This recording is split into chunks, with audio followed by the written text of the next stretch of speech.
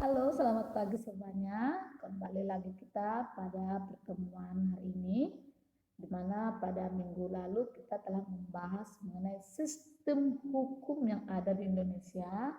Pada pertemuan kali ini kita akan membahas pelanggaran hukum atau dinamika pelanggaran hukum. Seperti apa pelanggaran hukum itu? Apa yang dimaksud dengan kejahatan dan seperti apa nanti sanksi dan bahkan hukuman jika melanggar suatu peraturan atau hukum ini. Nah, kita sudah tahu ya, waktu mungkin belajar di SMP dulu, kita telah membahas beberapa norma yang berlaku di dalam kehidupan masyarakat. Dan salah satu norma yang ada yaitu norma hukum, dan ini merupakan suatu peraturan yang paling memiliki sanksi yang tegas yang dilakukan, dan apabila dilanggar maka akan ada hukuman. Beda dengan norma-norma yang lain, mungkin hanya dimiliki atau menerima dampak yang bisa saja hanya hukuman. Contoh norma agama, kita hanya ada hukuman di akhirat. Norma kesusilaan itu hanya ada di lingkungan. Sedangkan norma hukum atau pelanggaran terhadap peraturan hukum itu memiliki sanksi yang sangat tegas dan bahkan akan mengalami yaitu tempat atau penjara atau dipidana. Kita sudah tahu ada hukum perdata, ada hukum pidana. Nah, saat hari ini kita mau lihat dulu apa sih pelanggaran hukum itu. Sebelumnya kita lihat dulu gambar yang ada di slide ini ya. Ini adalah salah satu gambar di mana orang-orang yang melanggar hukum. Nah, kalau ada khususnya di Indonesia yang melanggar norma hukum atau hukum, maka akan dibuat seperti ini, seperti gambar itu. Nah, apa sebenarnya pelanggaran hukum itu? Di sini dibuat pelanggaran hukum dibuat juga perbuatan melawan hukum. Nah, pelanggaran hukum termasuk perbuatan melawan hukum. Apa itu melawan hukum? Yaitu tindakan seseorang yang tidak sesuai atau bertentangan dengan aturan-aturan yang berlaku. Tidak sesuai dengan tindakan atau tidak sesuai dengan peraturan-peraturan yang dibuat oleh pemerintah. Ada lembaga pembuat hukum itu, lembaga resmi, dan ada alat kelengkapan negara yang bertugas dalam menindak pelanggaran hukum. Nah, pelanggaran hukum itu apa? Pengingkaran terhadap kewajiban-kewajiban yang telah ditetapkan oleh peraturan atau hukum yang berlaku. Apa yang dilanggar? Kewajiban-kewajiban yang seharusnya dilaksanakan dalam suatu negara. Itu termasuk pelanggaran hukum. Nah, berikutnya, coba kamu lihat perilaku yang bertentangan dengan aturan atau pelanggaran-pelanggaran terhadap kewajiban tadi, baik itu di keluarga, baik itu di sekolah, baik dalam masyarakat, baik dalam bangsa dan negara. Ini ada gambarnya ya, bisa kamu lihat beberapa contoh pelanggaran terhadap hukum atau perilaku yang bertentangan dengan aturan-aturan kehidupan. Ya, lihat ada ini ada gambar seorang sekelompok siswa ya, mungkin mereka cabut. Nah, apakah kamu pernah cabut di dalam ketika mengikuti pembelajaran? Nah, itu kamu termasuk pelanggar hukum. Nah, atau melawan orang tua. Apakah kamu pernah melawan orang tua? Membentak orang tua? Nah, itu termasuk perilaku yang bertentangan dengan aturan. Ada kegiatan judi. Nah, itu sering mungkin dengan tidak kamu sadari di rumah dengan teman-teman memakai kartu atau melalui handphone yang sekarang lagi musim-musimnya ya, memakai judi lewat handphone. Atau mungkin kamu sebagai masyarakat pergi keluar dan memakai kendaraan tapi tidak mematuhi rambu-rambu lalu lintas, tidak mematuhi perlengkapan apa yang telah ditentukan oleh aparat pemerintah dalam memakai rambu-rambu lalu lintas dan perlengkapan ketika mengendarai bersepeda motor atau mobil atau lain sebagainya. Nah, Ada juga perilaku yang mencerminkan kepatuhan terhadap hukum yang berlaku di lingkungan. Kamu pasti tahu ya, dalam keluarga apa saja perilaku yang memang mencerminkan kepatuhan terhadap keluarga, sekolah, masyarakat, bahkan bangsa dan negara. Nah, ini boleh kamu tulis langsung nanti contoh-contohnya ya dalam buku kamu. Selanjutnya, kenapa terjadi pelanggaran itu? Nah, masyarakat banyak yang belum sadar, memiliki kesadaran hukum ya, sehingga banyak sekali yang terjadi pelanggaran-pelanggaran hukum. Yang sekarang ini di kota-kota besar ada mungkin pencurian sepeda motor, ada begal, ada eh, kriminalitas, ada kekerasan terhadap anak dan lain sebagainya, pencurian dan lain sebagainya. Kenapa itu terjadi?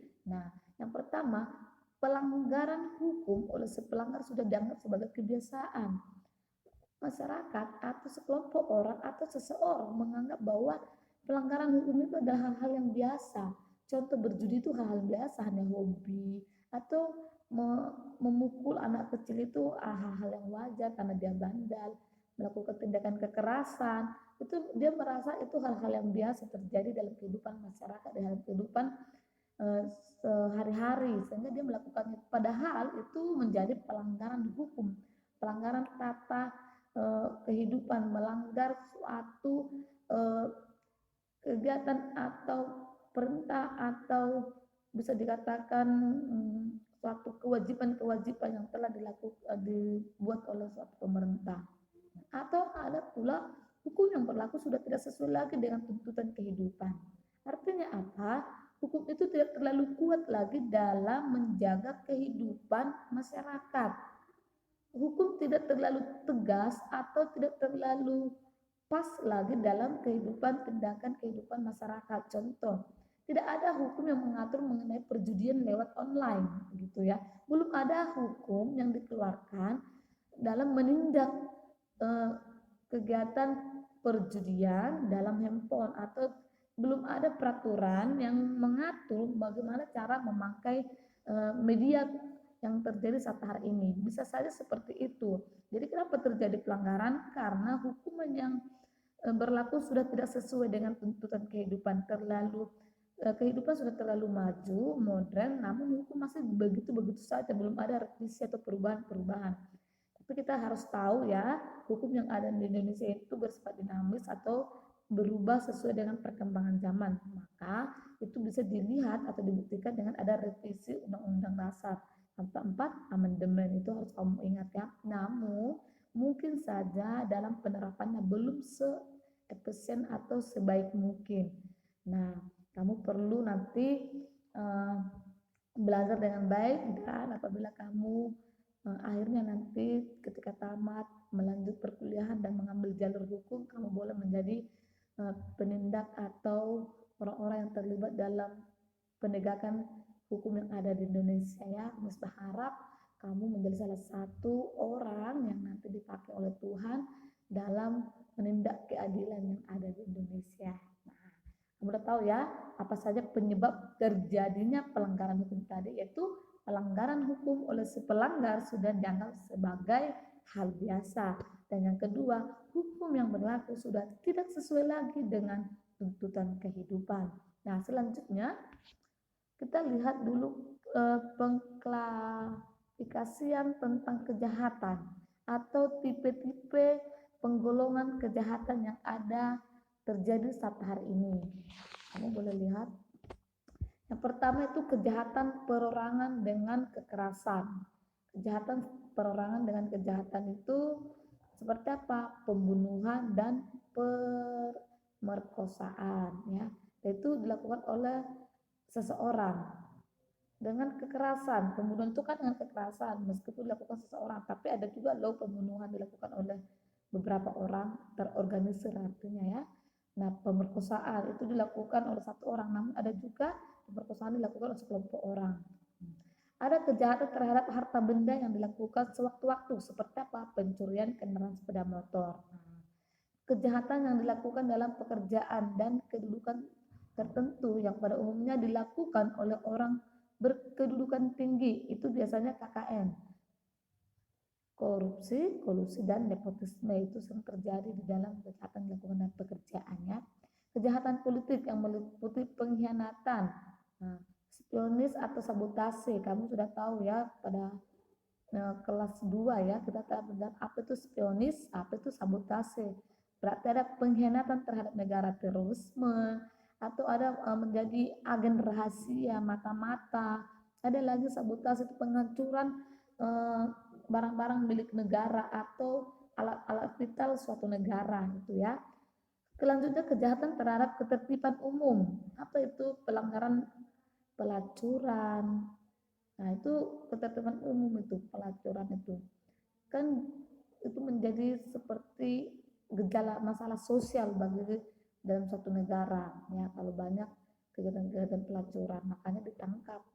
Kalau kamu melihat ya, sering melihat di berita-berita, sering sekali ya di dalam hotel-hotel atau gubuk-gubuk dan lain sebagainya, itu menjadi suatu melanggar ketertiban umum, meresahkan, khususnya orang-orang tua atau ibu-ibu itu meresahkan kalau ada tempat-tempat seperti itu, tempat-tempat pelacuran seperti itu ya, akan ada nanti tindakan-tindakan yang tidak baik atau menjadi penyakit atau menjadi sampah dalam masyarakat seperti itu. Selanjutnya kejahatan konvensional. Nah, apa saja itu? Perampokan, ada lagi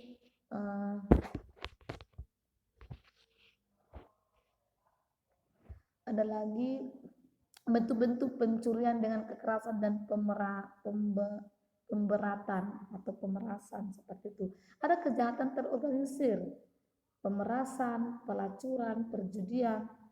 Nah, ini semua terorganisir. Narkotika. Kenapa terorganisir? Karena tidak dilakukan oleh satu orang, tapi akan banyak terlibat di sana. Contoh perampokan suatu bank, suatu perusahaan, itu tidak satu orang saja, atau perampokan sepeda motor, itu tidak satu orang saja, tapi lebih dari satu orang.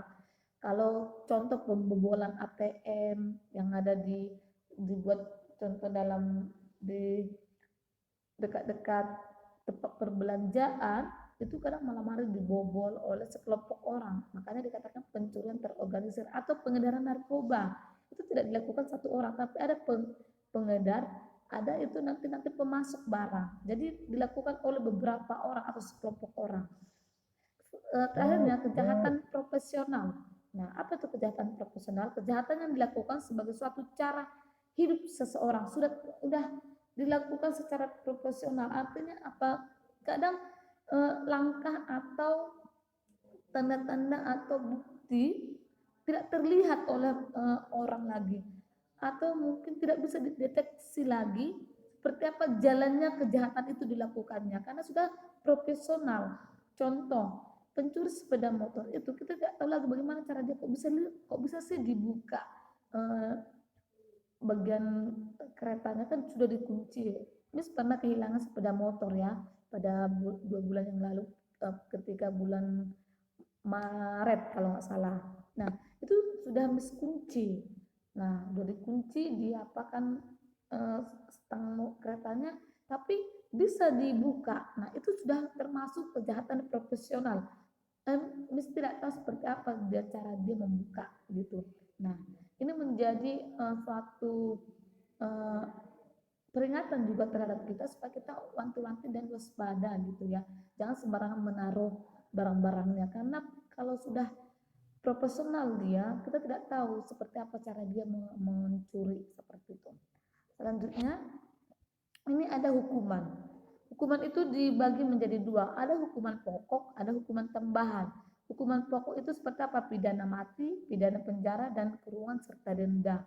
Pidana mati, pidana penjara, kurungan, dan denda. Nah, hukuman tambahan itu apa? Pencabutan hak-hak tertentu, perampasan barang tertentu, dan pengumuman putusan hakim. Kalau pidana mati contoh itu terorisme, pengedar narkoba internasional, atau lain sebagainya yang mungkin sudah diklasifikasikan dia mendapat hukuman pidana mati. Ada pidana penjara, itu masuk lembaga masyarakat atau masuklah dia Contoh kalau di Kota Medan sudah masuk dalam di penjara Tanjung Kusta seperti itu ya. Atau pidana kurungan. Kalau pidana kurungan itu masih di bagian kepolisian. Kalau contoh kamu di kota Sibolga contoh ya, di situ ada kurungan di Polres Sibolga atau kamu di Lubuk Pakam. Nah, ada lagi denda. Kalau denda itu contoh kamu sudah dikasih kurungan, denda lagi dalam mencuri, kamu harus membayar denda sekian rupiah itu. Selain dikurung atau dipidana, bisa saja kamu didenda, bisa berlapis. Bisa saja kamu sudah dipidana kurungan, bisa juga kamu didenda gitu. Nah, hukuman tambahan itu contohnya apa? Pencabutan hak tertentu. Itu biasanya jika kejahatan itu dilakukan oleh aparat-aparat pemerintahan, contoh aparat kepolisian. Nah, dia sudah melakukan tindak pidana. Contoh itu bisa dikatakan kayak baru-baru ini, kalau kamu masih ingat video pertemuan pertama mengenai hukum kemarin, ya, ada seorang polisi yang memberikan izin surat keluar bebas bepergian kepada Joko Chandra. Itu dia mendapat 2 hukuman pidana dan hukuman pencabutan hak-hak tertentu, maka status dia sebagai polisi dicabut seperti itu. Ada lagi perampasan barang tertentu, itu biasanya dilakukan bila dia koruptor, ya. Selain dia di penjara atau di dalam masuk pidana penjara, harta atau bagian yang dikorupsikan itu akan diambil oleh negara. Contoh itu Nazaruddin. Kalau kamu ingat masih kasus yang orang Batak itu, yang hartanya semua diambil, itu semua harta yang dianggap negara adalah milik negara. Jadi kalau penghasilannya tidak diambil ya, tapi yang dianggap milik negara. Bagaimana cara menghitungnya? Nanti dilihat gaji dia per bulan berapa, dengan gaji yang segini apa-apa saja yang bisa dibelinya. Nah, kalau melebihi dari situ itu dianggap adalah hasil korupsi. Seperti itu. Selainnya pengumuman putusan hakim, ada lagi lain-lain nanti yang menjadi apa saja yang menjadi putusan hakim. Contoh, sita barang-barang mewah, penyitaan terhadap harta-harta yang lain. Contoh, putusan hakim itu harus menyita mobil dia yang 3 merek Fortuner contoh, atau menyita barang-barang milik istrinya, atau menyita barang-barang anak-anaknya. Itu sesuai dengan keputusan hakim. Di sini ada nanti perbedaan sanksi penjara dan kurungan, itu perlu kamu perhatikan. Mungkin gambarnya agak ini ya, agak kecil ya. Nah, ada perbedaannya penjara kurungan itu seperti apa. Nah, kalau tidak pidana hanya kejahatan, dia penjaranya seumur hidup. Ada kalau di kurungan dia paling lama 1 tahun. Itu dia beda-beda, ada perbedaan. Ini kamu bisa gambar ya anak-anak ya, supaya nanti boleh menjadi bahan materi musak hari ini. Yang ada seperti ini bisa digambar ya.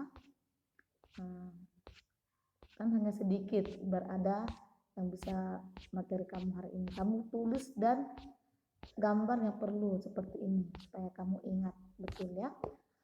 Nah, yang terakhir ini ada si Hoover, wakil presiden Amerika Serikat yang ke-38. Apa dia katakan? Apa yang beliau katakan? Tidak cukup penjara, tidak cukup polisi, dan tidak cukup pengadilan untuk menegakkan hukum bila tidak didukung oleh rakyat. Jadi kamu adalah rakyat, kamu perlu mendukung tindakan-tindakan dalam penegakan hukum ini. Jikalau kamu melihat ada pelanggaran hukum, segera lapor, tapi jangan menjadi kamu terlibat di dalamnya.